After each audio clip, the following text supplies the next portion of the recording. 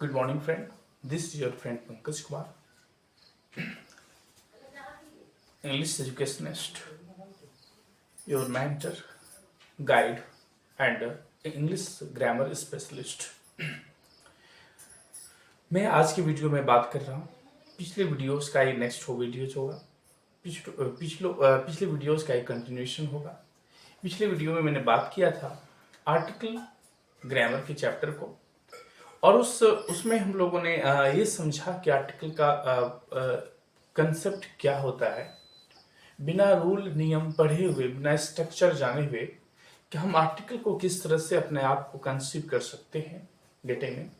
तो पिछले क्लास में हमने समझा ऐसे स्ट्रक्चर, ऐसे कंसेप्ट के बारे में जो definite article means T the का यूज, दी का यूज कहाँ करेंगे, उसका प्रॉपर इस्तेमाल कहाँ होगा। आज हम जानेंगे इंडेफिनिट आर्टिकल जिसमें ए और ए एन आता है, उसका प्रॉपर इस्तेमाल कहाँ होगा कंसेप्ट के माध्यम से। तो चलिए हम बात करते हैं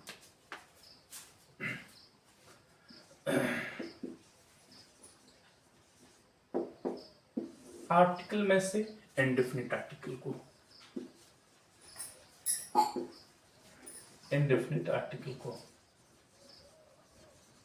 आज हमारा टॉपिक है। इंडेफिनिट आर्टिकल को कंसेप्ट के माध्यम से समझेंगे। तो इंडेफिनिट आर्टिकल में सबसे पहले आपको जानना है कि इसमें ए का यूज और एन का यूज होता है। मैंने पिछले क्लास में बताया इसको हम ए भी पढ़ सकते हैं, इसको हम अ भी पढ़ सकते हैं, इसको हम एन भी पढ़ सकते हैं और इसको हम अन भी पढ़ सकते हैं। ठीक है, अब जानने हैं प्रॉपर प्रोनाउंसिएशन किस समय, किस जगह और किस सिचुएशन में किया जाए। तो जैसे हम कभी कभी इसे हम ए को ए जब पढ़ते हैं, इसका मतलब है कि इसके बाद, इस ए के बाद जो आने वाला नाउन है उस पर हमें स्ट्रेस डालना होता है, जोर देना होता है, थोड़ा दबाव देना होता है। राइट, हमारे स्पीच में बोलते वक्त थोड़ा प्रेशर उस वर्ड पर दिया जाता है, स्ट्रेस डाला जाता है, तब हम ए यूज करेंगे। Example, a book. जब इस बुक पर स्ट्रेस डालना हो तो अब पता चलेगा सर कि स्ट्रेस कैसे डालना है। लिखने में कैसे डालते हैं? बिल्कुल नहीं, लिखने में स्ट्रेस नहीं डालेंगे। जब आप उस लैंग्वेज को, उस सेंटेंस को बोल रहे होते हैं तो आपका अगर बुक पर ज्यादा फोकस हो, मीन्स बुक को आप एम्फेसिस करना चाह रहे हैं, आप स्ट्रेस डालना चाह रहे हैं, तो इस बुक के पहले जो आए हुए ए है इसको हम ए पढ़ते हैं। ठीक है, और जब मैं बात करता हूं ए, ठीक है, जैसे पेन मैंने लिया और इस पेन पर कोई भी स्ट्रेस नहीं है, बिल्कुल जीरो स्ट्रेस, कोई स्ट्रेस नहीं है, तो आप इस पर जरा भी सेंटेंस को यूज करते समय जरा भी पेन पर स्ट्रेस नहीं डालना है, पेन की इंपॉर्टेंस ज्यादा नहीं देना है, तो आप बोलते वक्त इस पर अ का यूज करेंगे। A pen, a book, a pen. समझ में आ गया होगा यहां तक। इसी प्रकार से मैं बात कर रहा हूं जब मैं लिखूं एन एलिफेंट। ध्यान रहे, अगर ये एलिफेंट हमारे लिए कुछ ह्यूज विशाल जानवर है, एक एलिफेंट जो आपके यहाँ आ गया हो, एक एलिफेंट जिसकी चर्चा बहुत अधिक हो, और उस एलिफेंट पर आप ऑटोमेटिक है जोर डालेंगे, स्ट्रेस डालेंगे, तो इस जब अगर आप स्ट्रेस डालेंगे इसके आने वाले वर्ड पर, शब्द पर, तो यहां पर इसको हम एन का यूज करेंगे। An elephant, an elephant. और जब हमें इस वर्ड पर बिल्कुल ही कोई स्ट्रेस डालना नहीं हो, एज नॉर्मल सेंटेंस की तरह बात करना हो, तो वहां पे हम एन एप्पल नहीं, बिल्कुल अन एप्पल का यूज करते हैं, जब इस पे कोई स्ट्रेस नहीं होगा। तो आपको इस 2 पॉइंट से क्लियर हो गया होगा कि किस समय पे एन एप्पल और किस जगह पर एन एप्पल का यूज करें। राइट, मुझे उम्मीद है इसमें आपको कोई समझने में जरा भी प्रॉब्लम नहीं हुआ होगा। अगर आपको कभी कभी कुछ प्रॉब्लम भी आता हो तो आप हमारे कमेंट सेक्शन में लिख करके जरूर अपनी प्रॉब्लम को बताएं, अपने जो भी क्वेरीज हो उसको जरूर बताएं। अब मैं बात करता हूं, इसका प्रोनाउंसिएशन की मैंने बात कर लिया। अब मैं बात करता हूं इसका यूजेज के बारे में कंसेप्ट के माध्यम से। ध्यान रहे,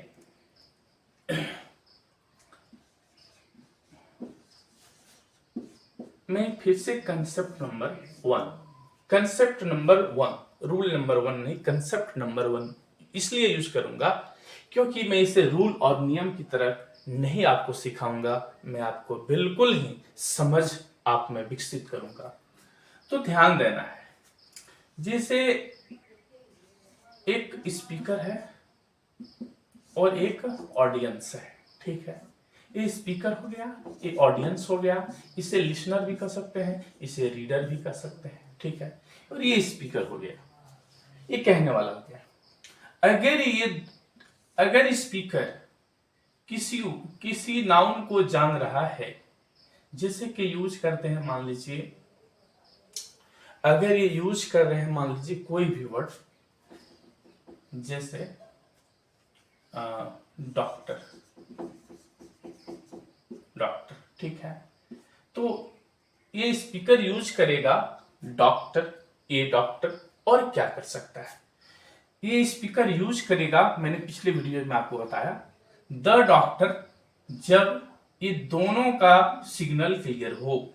इट मीन्स जब दोनों इस डॉक्टर से परिचित हो, जब दोनों ही इस डॉक्टर का पेशेंट कभी न कभी रहा हो, तो हम यूज करते हैं द डॉक्टर, ठीक है। लेकिन मैं यहां बात कर रहा हूं कि दोनों में से एक कोई जान रहा है, दोनों में से कोई एक जान रहा है, दोनों नहीं जान रहा है। इट मीन्स इसका लाइन क्लियर नहीं है, इसमें सिर्फ एक ही बंदा जान रहा है, एक ही व्यक्ति जान रहा है, और ये नहीं जान रहा है। इसके लिए क्वेश्चन मार्क है कि कौन सा डॉक्टर, गेटिंग में, इसके लिए क्वेश्चन मार्क है कि कौन सा डॉक्टर। ऑडियंस नहीं जान रहा, स्पीकर जान रहा है, तो वहां पे यूज किया जाएगा ए डॉक्टर। स्पीकर को भली भांति ग्रामर आना चाहिए कि यहाँ पे ए डॉक्टर का यूज हम करेंगे। दूसरा बात, कंसेप्ट नंबर टू की बात कर रहे हैं। फिर से मैं बात करता हूं, ए स्पीकर रहा, ये ऑडियंस रहा, ठीक है। अगर ये ऑडियंस की तरह लाइन क्लियर हो, जैसे कि यूज करे चिल्ड्रन, लेकिन इसमें ना, लेकिन सिर्फ और सिर्फ इस चिल्ड्रन के बारे में स्पीकर ही जान रहा है, ऑडियंस का रास्ता क्लियर नहीं है, ऑडियंस इससे परिचित नहीं है। ऑडियंस के लिए क्वेश्चन मार्क है कि कौन सा चिल्ड्रन, किस चिल्ड्रन की आप बात कर रहे हो। तो ऐसी स्थिति में जब एक तरफ का लाइन क्लियर रहे, एक तरफ का सिग्नल क्लियर रहे और दूसरी तरफ का कोई सिग्नल नहीं दिया रहे, ठीक है, तो वे यूज ये और ये का यूज तो सबसे पहले करते हैं जब सिंगुलर के साथ हमेशा ए का यूज होता है, प्लूरल के साथ नहीं यूज होता है। तो यहाँ पर जीरो आर्टिकल, इट मीन्स कोई आर्टिकल नहीं होगा, वे यूज करेंगे children, okay. Look, childrens are naughty, वो यूज नहीं कर सकते हैं ये चिल्ड्रन आर नट्टी या फिर the children are naughty, because क्योंकि सिर्फ इस चिल्ड्रन की जानकारी स्पीकर को है, स्पीकर का अपना परिवार का चिल्ड्रन होगा, लेकिन इसके लिए नया होगा, इसके लिए न्यू होगा, इस चिल्ड्रन को नहीं जानता होगा, इसके लिए क्वेश्चन मार्क होगा। तो ये चिल्ड्रन नंबर टू कंसेप्ट समझ में आ गया होगा कि यहाँ पे डॉक्टर का यूज हुआ है, यहाँ पे चिल्ड्रन में जीरो आर्टिकल लगा है, ठीक है। कंसेप्ट नंबर हम 3 की बात करते हैं। कंसेप्ट नंबर 3, एक स्पीकर है फिर से, और एक ऑडियंस है, रीडर है, लिसनर है। अगर सिर्फ स्पीकर की तरफ से सिग्नल क्लियर रहे और ये यूज कर रहा हो वाटर का, इस वाटर के बारे में ये अनकाउंटेबल नाउन है, ये वाटर है, इसका सिग्नल सिर्फ क्लियर है, ये जो वाटर की बात कर रहा है ये समझ नहीं पा रहा है किस वाटर का यूज किया जाए, तो इसके लिए भी वो जीरो आर्टिकल का यूज करेगा।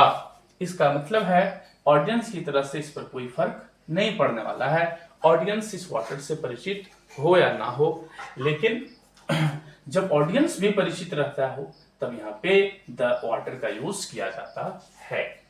अब चलिए कंसेप्ट नंबर 1 में देखें हमने डॉक्टर का यूज किया गया है।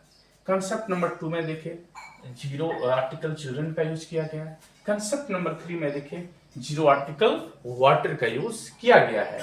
तो अब हम कंक्लूजन के तौर पर कह सकते हैं, कंक्लूजन के तौर पर कह सकते हैं, नोट कर सकते हैं इस बात को, क्या कि पहला कंसेप्ट बताता है कि ये और ये एन का जो यूज होगा वो सिंगुलर नाउन के पहले होगा। ठीक है। दूसरा कंसेप्ट में तैयार करता है कि ये और ये एन का यूज नहीं किया जाएगा अगर इसके बाद प्लूरल नाउन दिया रहे। ठीक है। नंबर 3 कंसेप्ट ये बताता है कि फिर से ये और ये एन का यूज नहीं होता है जब अनकाउंटेबल नाउन दिया रहे। अनकाउंटेबल नाउन दिया रहे, अनकाउंटेबल नाउन के पहले भी ये एन नहीं लगता है, प्लूरल नाउन के पहले भी ये एन नहीं लगता है, इट मीन जीरो आर्टिकल लगता है, और सिर्फ सिंगुलर नाउन के पहले ए और ए एन का यूज किया जाता है। तो आप बताइए कि आपको इंडेफिनिट आर्टिकल इस पिक्चर के माध्यम से, इस प्रोसेस से समझाने के बाद आपको कैसे लगा। मुझे उम्मीद है यह कंसेप्ट आपको कभी नहीं भूलने देगा। इंग्लिश ग्रामर को आप कभी भी नहीं भूल पाएंगे। ध्यान रहे कि दोनों ओर से जब लाइन क्लियर रहता है तो द का यूज करते हैं, दोनों ही जानता उस व्यक्ति को द का यूज करते हैं। जब इसमें सिंगल लाइन क्लियर है ए एन का यूज होगा, सिंगल लाइन क्लियर रहे ए एन का यूज होगा, और वो भी सिंगुलर नाउन के साथ। उम्मीद करता हूं यह वीडियो आपको बहुत अच्छा लगा होगा। मैं नेक्स्ट वीडियो में इसका फर्दर डिटेल को जरूर लाऊंगा। धन्यवाद।